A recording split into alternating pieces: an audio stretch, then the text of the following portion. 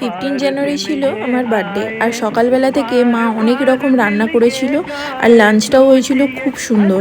কিন্তু শরীরটা ভালো না থাকার জন্য সকালটা খুব একটা ভালোভাবে এনজয় না করলেও বিকেলে ওষুধ খেয়ে নিজেকে সুস্থ করতে বাধ্য হলাম, কারণ কাকু আর কাম্মা এত সুন্দর একটা কেক নিয়ে এসছে। দেবাঞ্জন অফিস থেকে এসেই কাম্মার সাথে ডেকোরেশনের জন্য লেগে গেছিলো। আর এটা আমার বিয়ের পর ফার্স্ট বার্থডে, তো তার জন্য একটা আলাদা এক্সাইটমেন্ট থাকেই।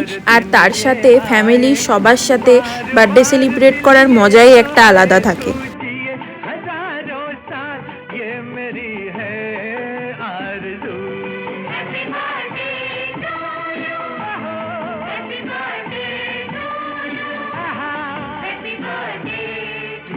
বার্থডে সন্ধ্যেটা এত সুন্দর আর মজা করে কাটানোর পর রাতের ডিনারে ছিল আমার ফেভারিট পোলাও, মাংস আর মিষ্টি।